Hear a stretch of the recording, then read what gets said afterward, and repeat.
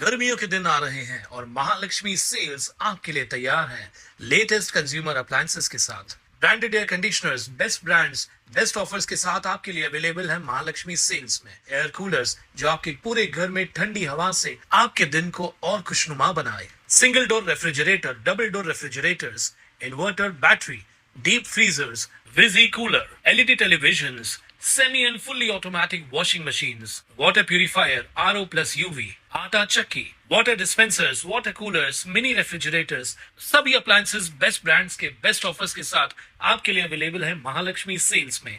बुद्धभूमी व कल्याण शहराचा विकास या मागणीसाठी सकल बौद्ध समाज कल्याण शहराच्या वतीने कल्याण डोंबिवली महानगरपालिका मुख्यालयाबाहेर बेमुदत धरणे आंदोलनाला सुरुवात करण्यात आली आहे। या आंदोलनात रिपाईचे ज्येष्ठ नेते अण्णा रोकडे, माजी नगरसेवक भीमराव डोळस, राम बनसोडे, भारत सोनावणे आदींसह इतर अनेक पदाधिकारी कार्यकर्ते सहभागी झालेत।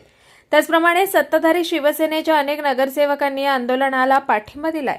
बोधगयाच्या धर्तीवर महाबोधी बुद्धविहाराची प्रतिकृतीनुसार सुसज्ज बुद्धविहार विपश्यना केंद्र, जागतिक पर्यटनाच्या दृष्टीने 50 मीटर उंचीची भव्य बुद्ध मूर्ती, विश्वरत्न डॉक्टर बाबासाहेब आंबेडकर स्मारक, उड्डाणपुलाला बुद्धभूमी नामकरण, रुग्णालय, शाळा व वसतिगृह बांधण्याची मागणी करण्यात आली आहे।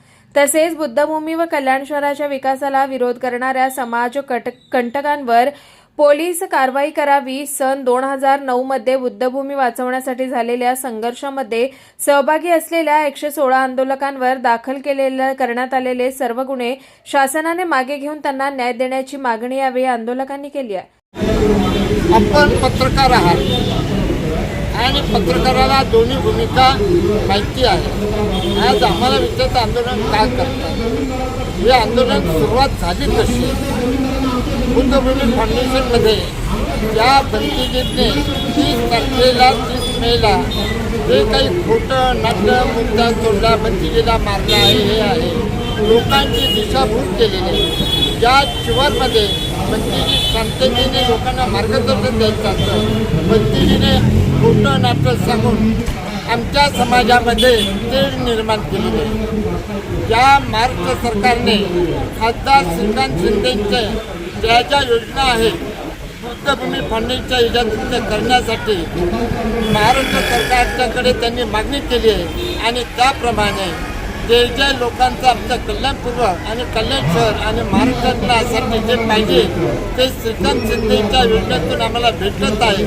आणि मंत्रीजी आणि त्यांच्या टीमने आम्हाला पैसा पाहिजे त्याला विकास नको असे त्या विरोधी पक्षाच्या लोकांचं म्हणणं आहे। पण आम्हाला पैशापेक्षा विकास होणे महत्त्वाचं आहे। तर खासदार श्रीकांत शिंदेचा कोण नातेवाईक असो काही असो आम्हाला त्याशी घेणं नाही आहे। आम्हाला फक्त विकास पाहिजे, नाहीतरी कॉन्ट्रॅक्ट हे कोणाला दिलंच असतं ना, कशाला तर नाटकं जे करतात ते विकासाबद्दल।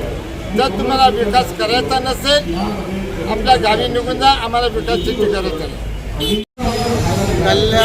कल्याण शहराच्या वतीने बांधवांच्या वतीने विकासाच्या मुद्द्यावर आमचं हे आंदोलन आहे, धरणे आंदोलन। जो कल्याण पूर्व पश्चिमला एक जोडणारा ब्रिज आहे तो लवकरात लवकर पूर्ण व्हावा, जेणेकरून कोणत्याही नागरिकांना त्रास देता होऊ नये। पश्चिमचा नागरिक पूर्वेला उल्हासनगर अंबरनाथ जाण्यासाठी तो 2-4 मिनिटातच तिथे पोहोचू शकतो आणि विकासाच्या दृष्टिकोनाने ते गरजेचं आहे। आणि ते होता बुद्धभूमी फाउंडेशन काही जागा बाधित होणार आहे त्याच्यासाठी जे बुद्धविहार आहे त्याचा विकास झाला पाहिजे अशी आमची एक बौद्ध समाजाची विनंती आहे। आणि एक शासनाला विनंती करतो जे तुम्ही जे प्राधिकरण ठेवले त्या माध्यमातून जो विकास होणार आहे तो लवकरात लवकर होऊन आणि त्या परिसरामध्ये पावसाळ्यामध्ये पाणी भरतं तर रिटेनिंग वॉलचं काम लवकरात लवकर चालू होऊन नागरिकांना कुठली गैरसोय होऊ नये आणि कल्याण शहराचा विकास व्हावा ही आमची भूमिका आहे।